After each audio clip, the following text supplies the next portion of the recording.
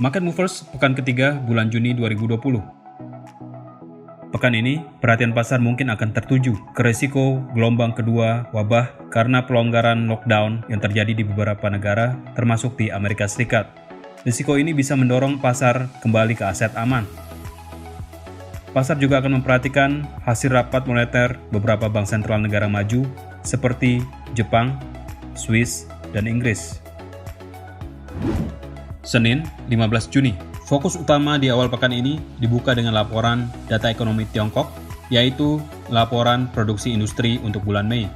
Bila hasil data tersebut dirilis lebih baik dari ekspektasi, ini menjadi kabar baik bagi ekonomi Australia sebagai rekan eksportir Tiongkok, dan AUD USD bisa menguat.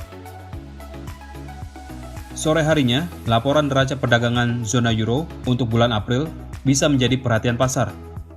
Bila terjadi surplus yang lebih rendah dari periode sebelumnya, euro USD berpotensi turun. Dan laporan dari Amerika Serikat akan mengakhiri rilisan data hari pertama pekan ini dengan laporan survei indeks manufaktur di wilayah New York untuk bulan Juni. Bila hasilnya lebih baik dari ekspektasi, ini berpeluang menopang dolar Amerika Serikat menguat dan harga emas berpotensi bergerak turun. Selasa, 16 Juni. Membuka sesi perdagangan Selasa, data indeks harga rumah kuartal pertama Australia dan notula rapat moneter Bank Sentral Australia atau RBA akan menjadi perhatian pasar. Bila hasil data lebih baik dari ekspektasi dan notula rapat bernada hawkish atau optimis, ini berpeluang menopang penguatan AUD USD. Selanjutnya, masih tentatif, Bank Sentral Jepang atau BOJ dijadwalkan merilis kebijakan moneter terbaru hari ini. Ekspektasi stimulus ekonomi dari BOJ untuk menopang pemulihan ekonomi Jepang setelah wabah corona berpotensi mendorong penguatan USD JPY. Hasil rapat moneter BOJ ini akan dilanjutkan dengan konferensi pers. Lewat tengah hari, Jerman akan merilis data indeks harga konsumen final untuk bulan Mei, yang merupakan indikator inflasi. Bila inflasinya menunjukkan penurunan, yang artinya penurunan aktivitas ekonomi, euro USD bisa tertekan. Di jam yang sama, Inggris akan merilis data tenaga kerjanya, yaitu data indeks upah rata-rata, data tingkat pengangguran, dan data perubahan klaim tunjangan pengangguran. Bila ketiganya menunjukkan hasil yang lebih buruk dari ekspektasi, GBP USD berpeluang tertekan. Sore harinya, laporan ZEW Economic Sentiment periode Juni dari Jerman dan zona euro akan dirilis bersamaan. Data ini menunjukkan tingkat keyakinan responden terhadap outlook ekonomi Jerman dan zona euro untuk 6 bulan ke depan. Bila hasil dari kedua data tersebut sama-sama dilaporkan lebih rendah dari periode sebelumnya, euro USD berpotensi turun. Harga emas berpeluang melemah pada malam hari karena indikasi pulihnya ekonomi Amerika Serikat melalui perilisan data penjualan retail Amerika Serikat untuk periode Mei yang lebih baik dari ekspektasi pasar. Rabu, 17 Juni. Di awal sesi Rabu, laporan neraca perdagangan Jepang untuk bulan Mei akan dirilis pukul 6:50 waktu Indonesia Barat. USD JPY berpeluang naik alias pelemahan yen bila data tersebut menunjukkan defisit yang lebih besar dari prediksi pasar. Selanjutnya, Australia akan merilis data leading index untuk bulan Mei dari Melbourne Institute. Data ini memberikan indikasi apakah ekonomi Australia ke depannya akan membaik atau tidak. Bila hasilnya lebih baik dari prediksi pasar, AUD USD berpeluang menguat. Pukul 13 waktu Indonesia Barat, laporan data indeks harga konsumen Inggris untuk bulan Mei akan dirilis. Data ini bisa mengindikasikan apakah aktivitas ekonomi sedang meningkat atau menurun. GBP USD berpotensi turun bila hasilnya lebih rendah dari prediksi pasar. Pukul 4 sore waktu Indonesia Barat, pasar akan menantikan laporan indeks harga konsumen final zona euro periode Mei. Bila hasilnya lebih buruk dari ekspektasi, euro USD berpeluang melemah. Malam harinya, giliran Kanada yang akan merilis laporan indeks harga konsumennya. Dan bila hasilnya lebih baik dari prediksi, USD CAD berpotensi turun karena penguatan dolar Kanada.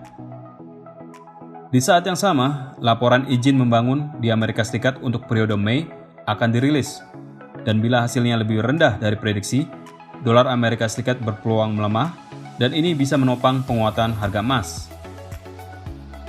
Tidak ketinggalan, laporan cadangan minyak mentah Amerika Serikat mingguan versi EIA akan dirilis pukul 21:30 waktu Indonesia Barat. Bila cadangan minyak mentah Amerika Serikat kembali dilaporkan meningkat lebih besar dari pekan lalu, harga minyak mentah berpotensi kembali tertekan turun. Kamis 18 Juni, membuka data fundamental hari Kamis ini, laporan GDP kuartal pertama Selandia Baru akan dirilis pukul 5:45 waktu Indonesia Barat. Bila hasilnya lebih rendah dari prediksi pasar, NZD/USD berpeluang melemah. Australia akan merilis data tenaga kerja bulan Mei pada pagi hari ini, dengan laporan perubahan jumlah orang yang dipekerjakan dan tingkat pengangguran untuk bulan Mei. Bila hasil employment change lebih baik dari prediksi pasar dan tingkat pengangguran lebih rendah dari prediksi pasar, AUD/USD berpotensi menguat.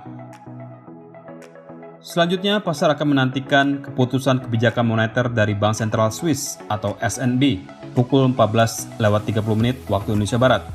Bila SNB tidak memangkas suku bunga tapi meluncurkan kebijakan stimulus, USD Swiss berpotensi naik. Gubernur SNB, Thomas Jordan, akan melakukan konferensi pers terkait kebijakan moneter SNB, dan bila pernyataannya bernada hawkish atau positif, penguatan USD Swiss berpeluang berlanjut. Pukul 18 waktu Indonesia Barat, giliran Bank Sentral Inggris atau BOE yang akan mengumumkan kebijakan moneter terbarunya. Bila ada penambahan kebijakan pembelian aset, GBP USD dapat bergerak melemah. Laporan indeks manufaktur dari Bank Sentral Amerika Serikat wilayah Philadelphia periode Juni dan data klaim tunjangan pengangguran mingguan Amerika Serikat akan dirilis pukul 19:30 waktu Indonesia Barat. Harga emas berpeluang turun bila kedua laporan tersebut menunjukkan hasil yang lebih baik dari prediksi karena menopang minat terhadap dolar Amerika Serikat. Pukul 21 waktu Indonesia Barat, The Conference Board akan merilis laporan leading index perekonomian Amerika Serikat untuk periode Mei. Bila hasilnya lebih buruk dari sebelumnya, harga emas akan mendapatkan dukungan untuk menguat. Jumat 19 Juni. Laporan pertama pada hari Jumat ini adalah data tingkat inflasi Jepang untuk periode Mei yang berpeluang menekan USD JPY turun bila hasilnya lebih baik dari periode sebelumnya. 20 menit berselang, notula rapat Bank Sentral Jepang untuk kebijakan yang diambil di hari Selasa lalu akan dirilis. Bila isi notula rapat dipandang hawkish atau optimis untuk ekonomi Jepang, USD JPY kembali berpeluang turun. Australia juga akan merilis data penting di pagi hari ini, yaitu laporan penjualan retail bulan April. Bila hasilnya lebih buruk dari periode sebelumnya, AUD/USD berpeluang melemah. Lewat tengah hari, Jerman akan merilis laporan indeks harga produsen untuk periode Mei. Bila data masih menunjukkan deflasi atau penurunan, Euro/USD berpotensi melemah. Bersamaan dengan laporan Jerman tersebut, Inggris akan merilis data penjualan retail untuk periode Mei. GBP USD berpeluang melemah bila hasilnya lebih buruk dari estimasi pasar.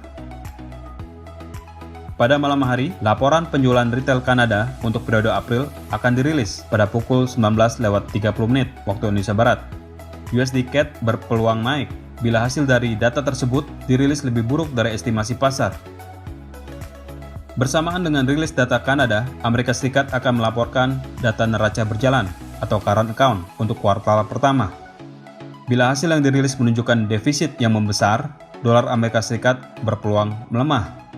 Dan ini dapat menopang harga emas menguat. Berikut adalah jadwal market movers yang lebih lengkap untuk Anda perhatikan agar Anda tidak kehilangan kesempatan.